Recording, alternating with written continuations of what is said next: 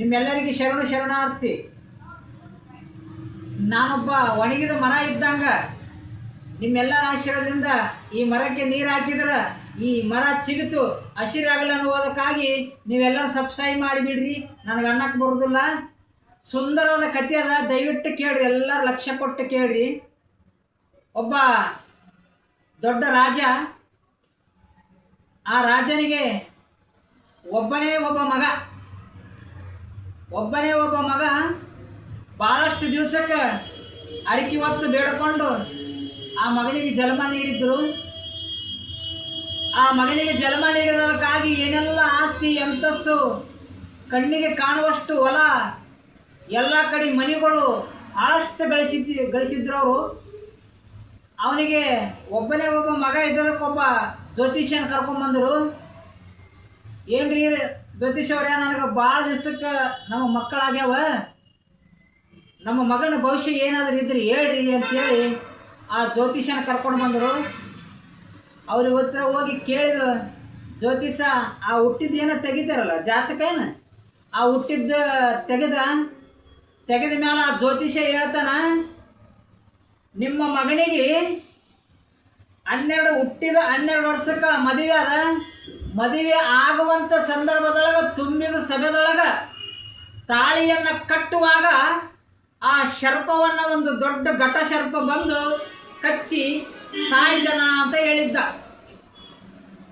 ದೊಡ್ಡ ಘಟ ಸರ್ಪ ಬಂದು ಸಾಯ್ತಾನ ಅಂತ ಹೇಳಿದ ಕೂಡಲೇ ರಾಜ ರಾಣಿಯವರು ಎದೆ ಹೊಡ್ಕೊಂಡು ಕೂತು ಬಿಟ್ಟಿದ್ರು. ಇಬ್ಬರು ಗೊಳೋ ಅಂತ ಅಳಕತ್ತಿದ್ರು. ಇದ್ದಾಗ ಒಬ್ಬ ಮಗ, ಎಷ್ಟೋ ದಿವಸ ನಾವು ಅರಿಕೆ ಒತ್ತಾಡ್ದೀವಿ, ಭಗವಂತ ನಮ್ಗೆ ಇದೇನು ತಂದೆಪ್ಪ ಅಂತೇಳಿ ಅಳದು ಮಾಡಾತಿದ್ರು.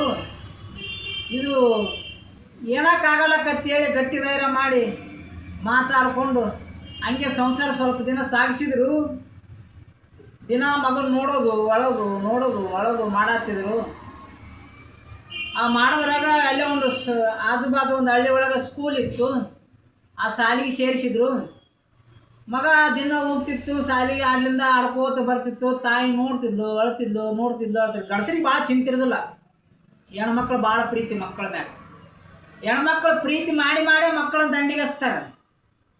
ಹಂಗ ಭಾಳಷ್ಟು ತಾಯಂದರು ಏನು ಮಾಡ್ತಾರೆ, ಮಕ್ಕಳಿಗೆ ಭಾಳ ಜೀವ ಮಾಡ್ತಾರೆ. ಮಕ್ಕಳಿಗೆ ಭಾಳ ಜೀವ ಮಾಡಬಾರ್ದು. ಮಕ್ಕಳನ್ನ ಹೆಂಗೆ ಸಾಕಬೇಕಪ್ಪ ಅಂದ್ರೆ, ಮಲತಾಯಿ ಮಕ್ಕಳನ್ನು ನಾವು ಯಾವ ರೀತಿ ಸಾಕ್ತೀವಲ್ಲ ಆ ರೀತಿಯನ್ನು ನಮ್ಮ ಮಕ್ಕಳಿಗೆ ಸಂಸ್ಕಾರ ಕೊಟ್ಟಿವಿ ಅಂದ್ರೆ ಅವ್ರಿಗೆ ಶಾಶ್ವತವಾಗಿ ನಮ್ಮ ಮಕ್ಕಳ ಉಳಿಲಿಕ್ಕೆ ಸಾಧ್ಯತೆ ಅದ. ಆ ಸದಾ ಕಾಲಕ್ಕೆ ನಮ್ಮ ಮಕ್ಕಳು ಅಂತ ಬೆನ್ನತ್ತೀವಲ್ಲ, ಈ ಜಗತ್ತ ನಮ್ಮಂತ ಬಿಡೋದಿಲ್ಲ. ನಮ್ಮದು ಅಂದ್ರೆ ಒಂದಿನ ದೂರ ಮಾಡಿಬಿಡ್ತೈತಿ. ಅದಕ್ಕೆ ಅದರಂಗ ರಾಣಿ ಭಾಳ ಮುದ್ದಾಗಿ ಸಾಕಿದ್ಲು. ಇನ್ನೇನು ದೊಡ್ಡ ಒಂದು 10 ವರ್ಷದ ಮಗ ಅದ. ಇಬ್ಬರು ಗಂಡ ಹೆಂಡತಿ ಮಾತಾಡ್ಕೊಂಡ್ರು.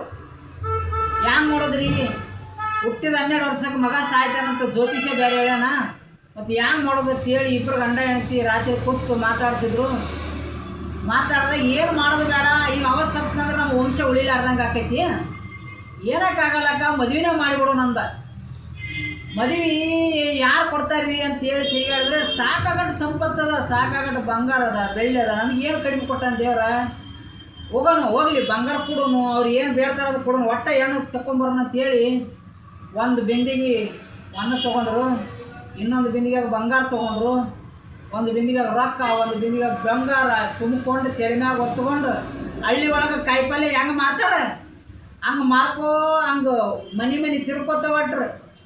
ನನ್ನ ಮಗನಿಗೆ ಹೆಣ್ಣು ಕೊಡ್ರಿ ಅಂತ ಮನೆ ಬಿಡ್ಕೋತ ಹೋಗ್ತಿದ್ರು. ಯಾರೂ ಕೊಡಲಿಲ್ಲ. ತಿರುಗಿ ಇದರಂತ 4-5 ತಿಂಗಳು ತಿರುಗಿದ್ರು. ಎಲ್ಲಿ ಸಿಗಲಾರ್ದಾಗಿ ಸೋತು ಸಾಕಾಗಿ ಬಂದು ಕೂತಿದ್ರು. ಇನ್ನೇನು ಇದೆಲ್ಲ ತಿರುಗಾಡೋದ್ರಾಗ ಮಗನಿಗೆ ಕರೆಕ್ಟ್ 12 ವರ್ಷ ಮುಗಿಲಕ್ಕೆ ಬಂದಿದ್ವು. ಅವಾಗೆ ಒಬ್ಬರು ಪಕ್ಕದ ಹಳ್ಳಿಯವರು, ರಾಜರ ನಾವು ನಮ್ಮ ಮಗಳನ್ನ ಕೊಡ್ತೀವ್ರಿ ನಿಮ್ಮ ಮಗನಿಗೆ ಅಂತ ಬಂದರು. ರಾಜರಿಗೆ ಅದು ನೆನಪಾಗಲಿಲ್ಲ. ಮದುವೆ ಖುಷಿ ಒಳಗೆ ಮರ್ತರು ಅವರು ಗಂಡ ಹೆಂಡತಿ.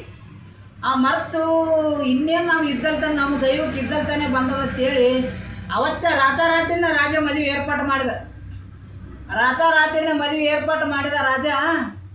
ಏರ್ಪಾಟು ಮಾಡಿದ ಕೂಡಲೇ ಊರಿಗೆಲ್ಲ ಕಾಳು ಹಂಚಿದ್ರು, ಅಕ್ಕಿ ಕಾಳು ಹಂಚಿದ್ರು, ಏನೇನು ಮಾಡಿದ್ರು ತಮ್ಮ ಬಂಧುಗಳಿಗೆಲ್ಲ ಕರೆಸ್ಕೊಂಡು ಇನ್ನೇನದ ಪೂಜಾರಿನ ಕರಿಬೇಕಲ್ಲ ಮಂತ್ರ ಹೇಳಕ್ಕೆ. ಪೂಜಾರಿನ ಕರೆಸಿದ್ರು, ಎಲ್ಲ ಮಾಡೋದ್ರೊಳಗೆ ಊರಿಗೆ ಊಟ ಆಗ್ಬೇಕು. ರಾಜ ಅಂದ್ರೆ ಸಣ್ಣ ರಾಜ, ಏನು ದೊಡ್ಡ ರಾಜ. ರಾಜ ಅಂದ್ರೆ ಅವು ಭಾಳ ಕಿಮ್ಮತ್ತ. ಸುತ್ತನ ಕಳ್ಳಿಗೆ ಪತ್ರ ಹಂಚಿ ಎಲ್ಲ ಊರಿನ ಜನರೆಲ್ಲ ಬಂದರು. ಬರಟಿಗೆ ಕರೆಕ್ಟ್ 12 ಗಂಟೆ ಆಯ್ತು. 12 ಗಂಟೆ ಆಗಿಬಿಟ್ಟಿದ್ದು. ಹಗಲು 12 ಗಂಟೆ ಆದಾಗ ಜನಗಳೆಲ್ಲ ಅವಾಗ ರಾಜಗೆ ಹೇಳಿ ನೆನಪಾಯ್ತು ಅವಂಗ. ಈಗ ಹ್ಯಾಂಗೆ ಮಾಡೋದು ಅಂತೇಳಿ ಎಲ್ಲ ಜನರನ್ನು ಸುತ್ತ ನಿಂದಿರಿಸಿ ಮತ್ತೆ ಸುತ್ತಾರಿಗೆ ಕಟ್ಟಿಗೆ ಹಾಕಿದ. ಕಟ್ಟಿಗೆ ಹಾಕಿ ಬೆಂಕಿ ಹಾಕಿದ. ಸುತ್ತಾರಿಗೆ ಬೆಂಕಿ ಹಾಕಿಸಿಂದ ಇಬ್ಬರನ್ನ ಮಗನ ನಿಂದಿರಿಸಿ ನಡುವ ತಾಳಿ ಕಟ್ಲಕ್ಕೆ ಹಚ್ಚಿದ. ಪೂಜಾರಿ ಮಂತ್ರ ಹೇಳಕ್ಕೆ ಹಚ್ಚಿದ. ಇನ್ನೇನು ಹೇಳಬೇಕನ್ನೋದ್ರಾಗೆ ಇನ್ನೇನು ಹಿಂಗೆ ಎರಡೂ ಕೈಲಿಂದ ರಾಜನ ಮಗ ಹಿಂಗೆ ತಾಳಿ ಕಟ್ಲಕ್ಕೆ ಹೋಗ್ತಿದ್ದ. ಬಂತು ಘಟಸರ್ಪನ, ಏನು ಹೇಳಿ ಬೇಡದ್ರ ಸುದ್ದಿ ಬುಸ್ ಬಡ್ಕೊಂತ ಬಂದು ಕೂಡಲೇ ಮಂದ್ಯಾಗ ಹೆಂಗೆ ಬಂತು ಹೆಂಗಿಲ್ಲ ಗೊತ್ತೇ ಆಗಲಿಲ್ಲ. ಬಂದ ಕೂಡಲೇ ಆ ಸರ್ಪ ಬೆಂಕಿಯಾಗಿ ಬಿದ್ದು ಸುಟ್ಕೊಂಡು ಸತ್ತು ಹೋಗಿಬಿಡ್ತು. ಅವಾಗ ರಾಜ ಖುಷಿ ಐತೆ, ಇದು ಹೆಂಗಾರಾಗಲ್ಲ ನಮಗೆ ಗೆಲ್ಲಿಸಿದ ದೇವರು ಅಂದ. ಶಟಿಗೆ ಬರೆದದ್ದು ಯಾವತ್ತೂ ತಪ್ಪೋದಿಲ್ಲ, ಇದನ್ನು ಕಟ್ಟಿಟ್ಟು ಬುತ್ತಿ. ಅದಕ್ಕೆ ಯಾವತ್ತು ಈಗ ಹೆಂಗಾರಾಗಲಿ ತಪ್ಪಿತು, ಹೆಂಗಾರ ಚಲೋ ಆಯ್ತು ಅಂತೇಳಿ ತಾಯಿ ತಂದೆ ಭಾಳ ಖುಷಿ ಆದರು. ಸಸಿ ಬಂದಳ ಅಂತೇಳಿ ಖುಷಿಯಾಗಿ ಇನ್ನೇನದ ಅದು ಆವೇನು ಸತ್ತಿತ್ತಲ್ಲ, ಅದ್ರ ನೊಯ್ದು ಕೈತಾಳಿಗಿರೋರಿಗೆ ಹೇಳ್ದ, ಇದ್ರ ನೊಯ್ದು ಆ ಕಡೆ ಊರವರೆಗೆ ಹೋಗೋದು ಬೇರೆ ಅಂದ. ಅದ್ರ ನೊಯ್ದು ಊರವರೆಗೆ ಹೋಗೋದು ಬಂದರು. ಮತ್ತು ಮುಂಜಾನೆ ಮದುವೆ ಮುಗೀತು. ಎಲ್ಲರೂ ಬೀಜರು ಊಟ ಗೀಟ ಎಲ್ಲ ಮಾಡಿಸಿದ ರಾಜ. ಇಬ್ಬರು ನಕ್ಕೋತ ಆಡ್ಕೋತ ಭಾಳ ಪ್ರೀತಿಯಿಂದ ಅನಿಸಿತ್ತು. ಅವ್ರನ್ನ ಕಳಿಸ್ಬೇಕಲ್ಲ ಮತ್ತೆ ಕಳಿಸಿದ್ರು. ಮತ್ತು ಮುಂಜಾನೆ ರಾತ್ರಿ ಆಯ್ತು. ಎಲ್ಲರೂ ಅಲ್ಲೇ ಒಸ್ತಿದ್ರು, ಮಗಳು ಮಗ ಒಸ್ತಿದ್ರು. ಮುಂಜಾನೆ ಮತ್ತು ಅತ್ತಿ ಮಾವನ ಮನೆಗೆ ಹೋಗ್ಬೇಕಲ್ಲ, ಬೀಗ್ರ ಮನೆಗೆ. ಇನ್ನೇನದ ಮುಂಜಾನೆ ಮತ್ತು ಚರಿಗೆ ತೊಗೊಂಡಂತ್ರ ಹೋಗಬೇಕಲ್ಲ, ಅದಂತ್ರ ಬಿಟ್ಟದ್ದಲ್ಲ. ಮದುಮಗನ ಸಂಗಟ ದೋಸ್ತರು ನಮ್ಮಂಥವ್ರು ಇರ್ತಾರಲ್ಲ, ನಡ್ರಿ ಅಂತೇಳಿ ಮಾತಾಡ್ಕೋತ ಹಿಂಗೆ ಚರಿಗೆ ತೊಗೊಂಡು ಹೋಗ್ತಿದ್ರು. ಹೋಗುವಾಗ ಆ ಶರ್ಪ ಏನಿತ್ತಲ್ಲ ಒಂದು ಕಂಟಿ ಮ್ಯಾಗ ಹಾಕಿದ್ರು. ಅದು ಆ ಕಂಟಿ ಮ್ಯಾಗ ಹಾಕಿದ್ರು. ಅವ ಏನಂದ, ಹೌದು ನಿನಗೆ ಏನ್ರಿ ರಾಜರ ಮತ್ತು ನಿಮಗೆ ಹಾವು ಕಡ್ದಕ್ಕೆ ಬಂದಿತ್ತಂತೇಳಿ ಕರೆನಾ ಸುಳ್ಳ? ಹೌದಪ್ಪ, ನನಗೆ ಬಂದಿತ್ತು. ನಮ್ಮಪ್ಪ ನಮ್ಮವ್ವ ಎಲ್ಲ ವ್ಯವಸ್ಥೆ ಮಾಡಿ ಅದನ್ನು ಬೇಕೆ ಸೂಟು ಬಿಟ್ರ. ಅದು ಒಗದಾರ, ಎಲ್ಲೇ ಒಗದಾರ ಅಂತ ಅನ್ನೋದ್ರಾಗೆ ಅದು ಕಣ ಮುಂದೆನೇ ಇತ್ತು. ಕಣ ಮುಂದೆನೇ ಇತ್ತು, ಸುಟ್ಟು ಕರಾಗಾಗಿತ್ತು. ಅವ ರಾಜನ ಮಗ ಅಂದ, ಇದೇ ನೋಡ್ರಿ ನನಗೆ ಕಡೆಯಕ್ಕೆ ಬಂದಿದ್ದು. ಅವಂದ ಎಲ್ಲೈದ್ರಿ ಅಂತ ಇವ್ರಿಗೆ ಕಾಣವಲ್ದು, ರಾಜನ ಮಗನಿಗೆ ಕಾಣಕತ್ತಿ. ಎಲ್ಲೈದ್ರಿ ಏನು ಒಲೆ ಇಲ್ಲಿ ಅದನ್ನೇ ಕಣ್ಣಿಗೆ ಕಾಣವದಲ್ಲ ಅಂದರೆ, ಇಲ್ಲಿ ಹೋದೋಸ್ತ ನನಗೆ ಕಾಣವಲ್ದು ಅನ್ನೋದ್ರಿಗೆ ಒಂದು ಸಣ್ಣ ಕಲ್ಲು ತೊಗೊಂಡು ಕೇಸಿಂದ ಕಿಲ್ಲಿ ಐತೆ ನೋಡಿ ಕಂಟಿ ಮಗ, ಅದು ಕಿಂಗೆ ಒಗದ. ಹಿಂಗೇನು ಒಗದ, ಆ ಒಗದದ್ದು ಅದರ ರಗತ್ತು ಬಂದು ರಾಜನ ಮಗನ ಬಾಯಿ ತುಟಿಗೆ ಸಿಡಿದು ಬಿಟ್ಟು ಒಳ್ಳೆ ರಾಜನ ಮಗ ಅಲ್ಲೇ ಜಾಗದ ಮೇಲೆ ಬೇಕ ಒದ್ದಾಡಿ ಕಲಶ ಆಗಿಬಿಟ್ಟ. ಅದಕ್ಕೆ ಹೇಳ್ತೀನಿ, ದಯವಿಟ್ಟು ಶಟಿಗೆ ಬರೆದದ್ದನ್ನು ಯಾವತ್ತೂ ತಪ್ಪಂಗಿಲ್ಲ. ಈ ಜಗತ್ತ ನೇಮದ, ಪ್ರತಿಯೊಂದಕ್ಕೂ ನೇಮದ. ದಯವಿಟ್ಟು ಎಲ್ಲರ ಮಕ್ಕಳಿಗೆ ಭಾಳ ಸಂಸ್ಕಾರ ಕೊಡ್ರಿ. ದಯವಿಟ್ಟು ನಿಮ್ಮ ಮಕ್ಕಳಿಗೆ ಶಿಕ್ಷಣ ಭಾಳ ಮುಖ್ಯ. ಗುರುಕ್ಕಿಂತ ಇದ್ದಕ್ಕಿಂತ ಅಧ್ಯಾತ್ಮ ಭಾಳ ಮುಖ್ಯ ಅದ. ನಿಮ್ಮೆಲ್ಲರಿಗೆ ದಯವಿಟ್ಟು ಶರಣಾರ್ಥಿ.